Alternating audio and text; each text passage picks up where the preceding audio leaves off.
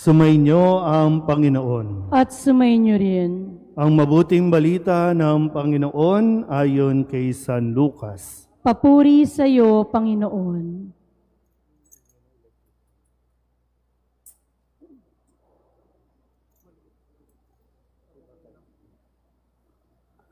Noong panahong iyon, nakatayo si Jesus sa baybayin ng lawa ng Genesaret. Pinagkalipon-punan siya ng napakaraming tao na ibig makarinig ng salita ng Diyos. May nakita siyang 2 bangka sa baybayin, nakalunsad na ang mga mangingisda at naguhugas ng kanilang mga lambat. Lumulan siya sa isa sa mga bangka at hiniling kay Simong may-ari nito na ilayo ng kaunti sa tabi. Naupo siya sa bangka at nangaral sa mga tao. Pagkatapos niyang magsalita ay sinabi kay Simon, "Pumalaot kayo at ihulog ang mga lambat upang manghuli." Sumagot si Simon, "Guro, magdamag po kaming nagpagod at wala kaming nahuli. Ngunit dahil sa sinabi ninyo, ihuhulog ko ang mga lambat." Gayun nga ang ginawa nila, at sa dami ng kanilang huli ay halos magkansisira ang kanilang mga lambat. Kaya't kinawayan nila ang kanilang mga kasamahang nasa ibang bangka upang patulong, at lumapit naman ang mga ito. Napuno ang 2 bangka na halos lumubog. Nang makita iyon ni Simon Pedro, siya'y nagpatira pa sa paanan ni Jesus at nagsabi, "Lumayo po kayo sa akin, Panginoon, sapagkat ako'y makasalanan." Nang gilala siya at ang kanyang mga kasama dahil sa dami ng kanilang huli. Gayun din sina Santiago at Juan, mga anak ni Zebedeo, na mga kasosyo ni Simon. At sinabi ni Jesus kay Simon, "Huwag kang matakot. Mula ngayon, mamamalakaya ka ng mga tao." Nang maitabi na nila ang kanilang mga bangka, iniwan nila ang lahat at sumunod kay Jesus. Ang mabuting balita ng Panginoon. Pinupuri ka namin, Panginoong Hesukristo. Isang magandang umaga po sa inyong lahat. Palapakan natin ang Panginoon. Ngayon ay 5 linggo sa karaniwang panahon, bagong linggo at bagong aral ang ating pong dapat na matutunan sa ating pong pagdiriwang ngayon. Noong nakalipas na linggo, itinuro sa atin sa pamamagitan ng halimbawa ng ginawa ni Jesus, yung mga dapat nating gawin kung sakasakaling may mga taong gusto ka talagang siraan, no? May gusto talaga mga tao o may mga tao talagang hindi na-appreciate yung mga tagumpay mo. Pero dun nga, no, sabi dun kasi, paano siya nakakagawa, no, ng mga ganyang bagay? Kasi magaling si Jesus magsalita, marami na siyang kumbaga na kukonvert, marami siyang natuturuan, pero sabi ng mga kababayan niya, paano niya nagagawa yan? Anak lang siya ng karpentero. At halos ipagtulakan na si Jesus sa bangin, pero anong ginawa ni Jesus? Umalis siya doon.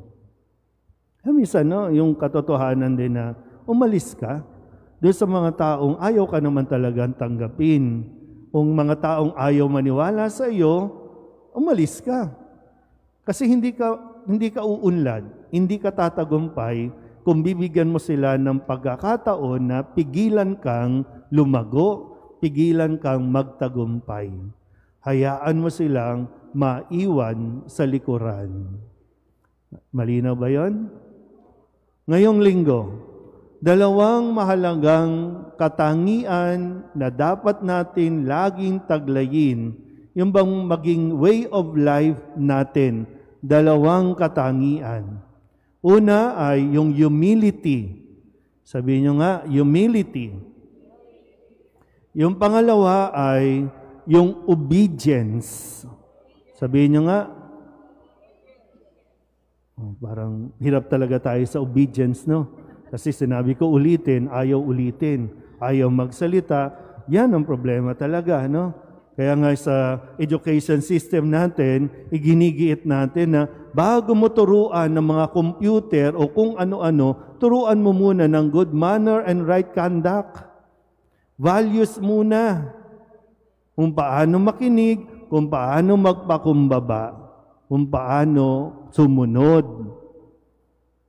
Kaya ngayon, ang mga nangyayari sa atin, awayan ng awayan, bangayan ng bangayan, kasi nakakalimutan nga natin at hindi na-develop sa atin yung pagiging mapagpakumbaba at pagiging masunurin.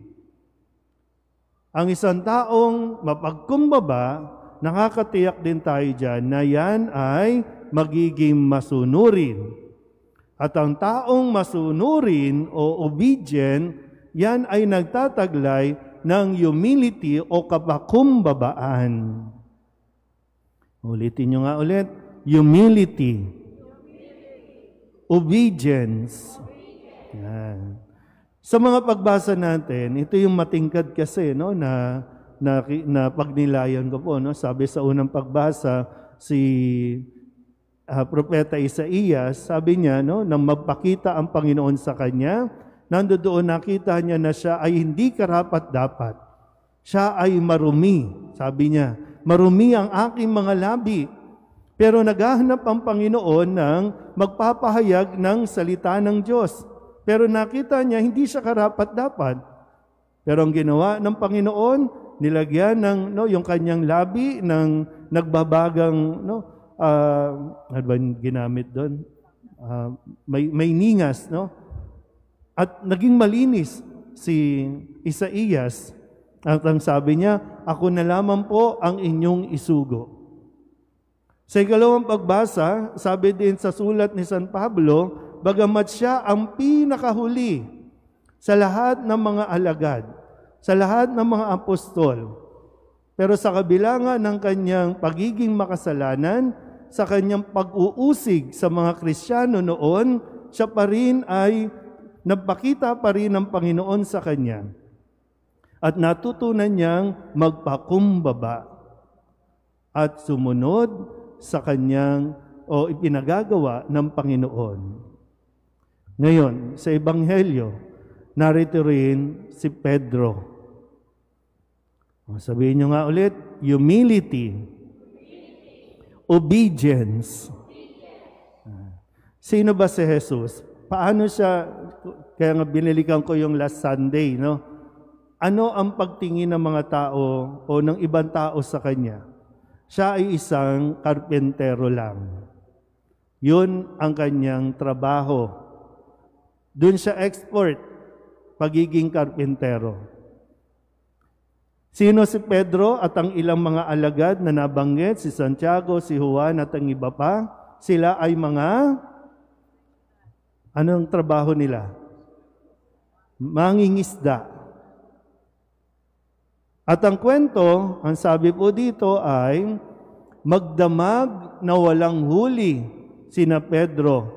Nandun na sila sa laot, nagliligpit na sila ng lambat, inaayos na nila ito, kasi nga, magdamag na walang huli. Alam ng mga alagad na ito, alam nila kung anong oras, maraming isda, kung saan dapat sila mangisda. Umaga na po ito, ha? Tandaan nyo, umaga na ito. Kapag mas maliwanag, mas kalat ang isda. Nakukuha ba? Okay. Kaya, sabi ni Jesus, hiniram niya yung isang bangka habang siya ay nagtuturo. Pagkatapos yun, sinabi, siguro nakakapakinig na rin sila Pedro, at ang ibang mga alagad habang nagsasalita si Kristo, at nang sabihin nga ni Kristo, Pedro, pumalaot kayo ulit. Ihulog ninyo ang inyong lambat. Trinay pa ni Pedro, no, na magdamag na nga kaming ng huli. Wala ngang huli. Pero anong kasunod? Pero dahil sinabi mo, gagawin namin. Si Pedro, kasi halimbawa kung tayo, ilagay nyo ang sarili nyo sa posisyon ni Pedro. Kung ikaw ba si Pedro, ganun din ang magiging pagtugon mo sa sabi ni Kristo, na wala namang alam sa tubig, walang alam sa pangingisda. Kung ikaw ba si Pedro, ganun din ba ang sasabihin mo na, Lord, sige, dahil sinabi mo, sige po. Nakaligpit na yung mga lambat inayos nyo na. O ang kadalasan nagiging reaksyon natin, sino ka ba para turuan kami? Kami tong magaling. Kami tong eksperto, magdamag na nga kami ng huli, wala ngang huli, tapos tuturuan mo kami, sasabihan mo kami, anong alam mo? Yung kadalasan na reaksyon natin.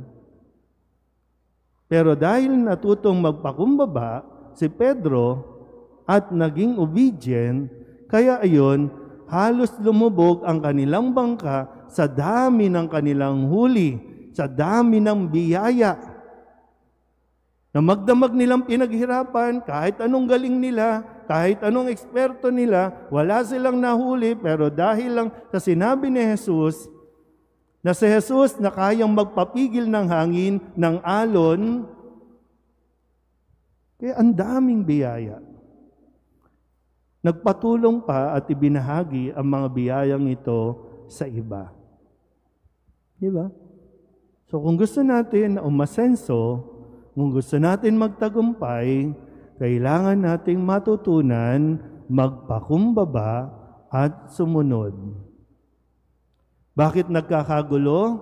Nagkakaaway-away sa loob ng tahanan? Kasi ang mga anak hirap sumunod. Lalo na kapag tumungtong na yan, no, ng elementary, high school, ang hirap ng pagsabihan at turuan ng mga magulang at ang hirap ng sumunod kasi akala ng mga kabataan ay alam na namin kung ano ang aming gagawin. Kaya yung iba na uuwi sa pagre-rebelde, yung iba ay nauuwi sa maagang pagbubuntis, sa maagang pag-aasawa dahil lamang sa hindi pagsunod. Bakit nagkakaaway-away pati sa mga simbahan, sa organisasyon? Dahil nakakalimutan natin magpakumbaba. Dahil kapag nagkakasama na sa organisasyon, bakit ako susunod dyan? Bakit ako makikinig dyan? Businessman ako, may-ari ako ng ganito, may posisyon ako, bakit ako susunod dyan? Sa lipunan natin ngayon, away-away. Sa politika natin, hanggang ngayon, nakakarindi na rin pakinggan. At kapag ngayon nagsasalita tayo tungkol sa pumili kayo ng tama, naku, Father, naku, wag mo kaming sabihan, Father. Huwag kayong boto yung mga kurap, yung mga magnanakaw. Father, tumigil ka, Father. Kaya ito, 6 years, 3 years, ito tayo. Ngayon, magsisimula na naman tayo. Gagamitin na naman ba natin yung ugali na hindi nagiging mabuti? O sisimulan din natin na sikapin natin maging bahagi ng ating pagkatao ang pagsunod at ang pagpapakumbaba. Kapag natutunan na natin yan, tiyak, malayo ang mararating natin. Dahil naniniwala akong ang plano ng Diyos ay mas malaki, mas maganda kaysa mga plano natin. Amen?